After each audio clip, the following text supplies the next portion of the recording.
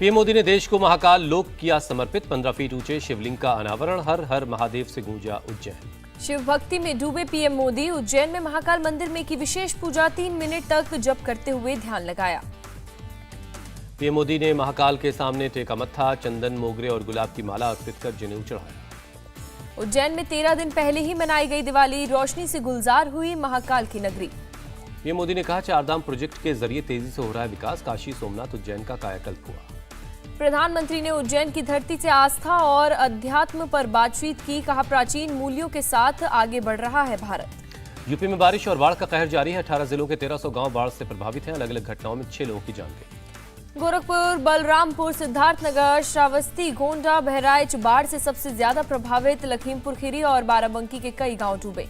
गोरखपुर में मूसलाधार बारिश से लगातार बढ़ रही राप्ती नदी का पानी। करीब 50 से 60 गांव में घुसा बाढ़ का पानी। बाढ़ प्रभावित इलाकों में लोगों के लिए राहत सामग्री बांटी गई। पशुओं के चारे की भी की जा रही है व्यवस्था। बाढ़ की वजह से कई स्कूलों में पढ़ाई बंद है। कई जगहों बच्चे नाव से स्कूल जाने के लिए मजबूर हैं। अयोध्या में भारी बारिश के बाद बाढ़ के हालात। अयोध्या गोंडा सड़क पर संपर्क टूटा। लोगों को हो रही है काफी परेशानी। लखीमपुर खीरी में भारी बारिश के बाद बाढ़ से लोगों की बड़ी परेशानी। कई गाँव में पानी घुस गया है। सड़कों के ऊपर से बह रहा है पानी। लोगों ने गांव छोड़ सुरक्षित जगह पर शरण ली। प्रशासन को किया गया अलर्ट। लोगों को दिए जा रहे खाने के पैकेट्स। बाढ़ के हालात से निपटने के लिए बनाई गई टीमें। प्रशासन लगातार हालात पर नजर रखे। असम के धेमाजी में बाढ़ से 200 परिवार प्रभावित। घर छोड़ने को मजबूर हुए लोग। मौसम विभाग ने सिक्किम में मूसलाधार बारिश का रेड अलर्ट जारी किया। दार्जिलिंग में ऑरेंज अलर्ट है।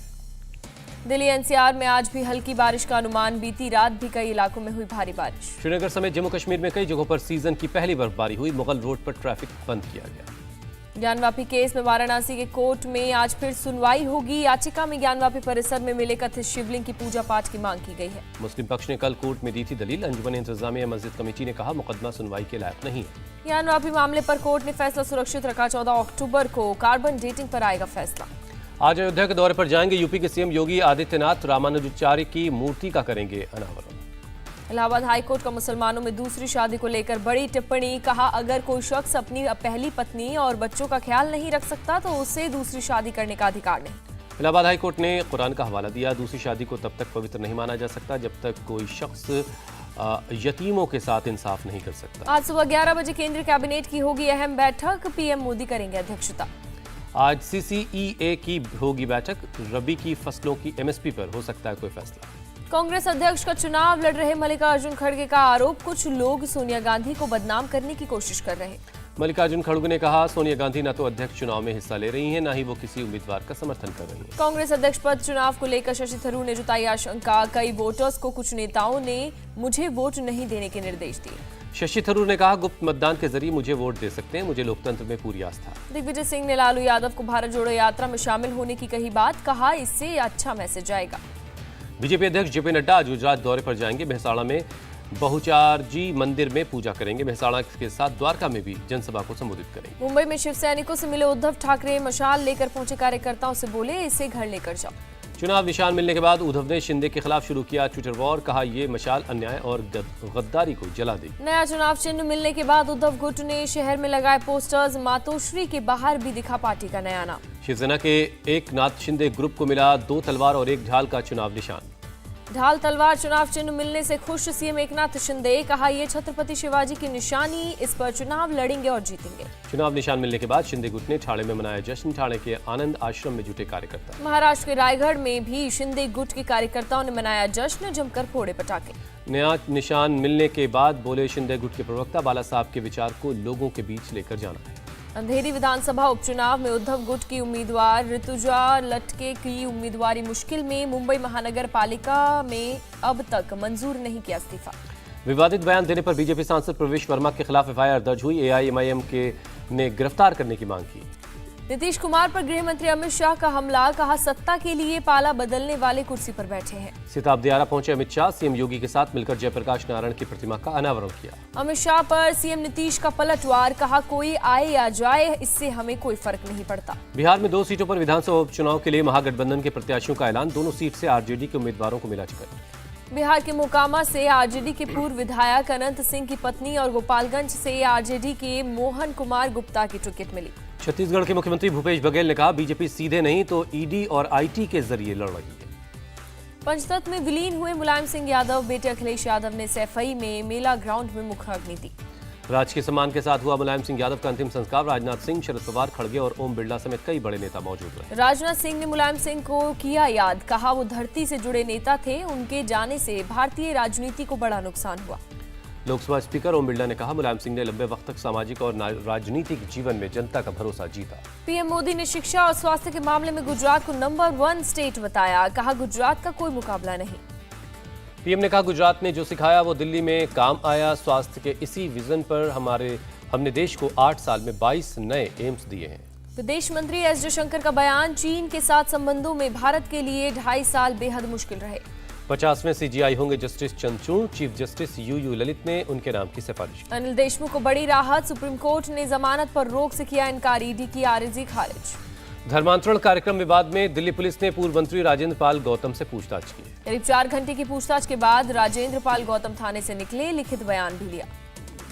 पश्चिम बंगाल एसएससी घोटाले के मामले में गिरफ्तार टीएमसी विधायक माणिक भट्टाचार्य 14 दिन की ईडी कस्टडी में भेजे गए। बीजेपी कार्यकर्ताओं ने चोर चोर के लगाए नारे। Paschim Bangal board of primary education के अध्यक्ष भी रहे हैं माणिक भट्टाचार्य। गाजियाबाद के इकला गांव में 2 समुदायों के बीच झड़प, गाड़ी हटाने के विवाद में हुई जमकर मारपीट। दोनों समुदाय ने एक दूसरे पर किया पथराव, फायरिंग करने का भी लगाया आरोप। पुलिस ने फायरिंग की घटना से इनकार किया। गांव में एहतियातन पुलिस बल तैनात कर दिया गया। बरेली के हनुमान मंदिर में चोरी कर रहा था मुस्लिम युवक, पकड़े जाने पर खुद को बताया हिंदू, जमकर हुआ बवाल। पुलिस ने आरोपी को गिरफ्तार किया। चोरी, धमकी देने समेत कई धाराओं में मामला दर्ज। कर्नाटक के चिकमंगलूर में कॉफी एस्टेट के मालिक ने दलितों पर किया अत्याचार, दलित महिला को पीटने और बंधक बनाने का आरोप। पीड़ित महिला की शिकायत पर आरोपी जगदीश गौड़ा और उसके बेटे के खिलाफ एफआईआर। SC/ST एक्ट के तहत केस दर्ज हुआ। एक मजदूर की पिटाई से नाराज बाकी मजदूरों ने काम करने से किया था इनकार, कर्ज नहीं चुकाने पर आरोपी ने बंधक बनाया। ग्वालियर में टोल टैक्स मांगने पर कार सवार युवक ने टोल कर्मचारियों पर फायरिंग कर दी, बूम कर बैरियर तोड़कर कार निकाली। टोल कर्मचारी बाल बाल बचे, फायरिंग की घटना सीसीटीवी में कैद। मध्य प्रदेश के भोपाल में सिक्किम की रहने वाली एक युवती की संदिग्ध हालत में मौत, युवती के शरीर पर पाए गए चोट के निशान। पुलिस ने युवती के साथ रहने वाले लड़के से की पूछताछ, कहा फोन पर किसी से बात करते करते उसने खुद को चोट पहुंचाई। गुजरात के सोमनाथ में धार्मिक जुलूस के दौरान सर तन से जुदा के नारे लगे, नारेबाजी का वीडियो हुआ वायरल। बेंगलुरु में ईद मिलादुल नबी के जुलूस में हथियार लहराने का मामला, पुलिस ने 18 के खिलाफ केस दर्ज किया। केरल में 3 लोग गिरफ्तार, मानव बलि देने के लिए 2 लोगों की हत्या का आरोप है। यूपी के सीतापुर में डीएम एसपी के काफिले के सामने खराब रास्ते पर ई रिक्शा पलटा, बिना देखे अफसरों का काफिला आगे बढ़ा। अधिकारियों की संवेदनहीनता हुई उजागर, ई रिक्शा के नीचे दबे लोगों को गांव वालों ने निकाला। एमपी के खरगोन में पुल की रेलिंग तोड़कर 25 फीट नीचे नदी में गिरी कार, 4 लोग घायल।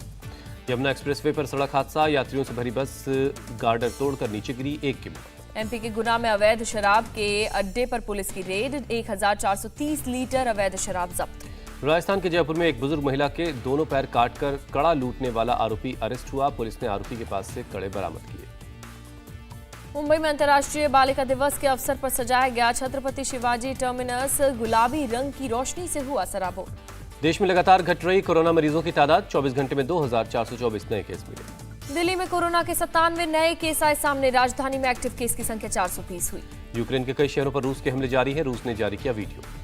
वित्त मंत्री निर्मला सीतारमण ने अमेरिकी वित्त मंत्री से की मुलाकात, वाशिंगटन डीसी में दोनों देशों के आपसी मुद्दों पर की बातचीत, दुनिया के ताजा हालात पर भी चर्चा की गई।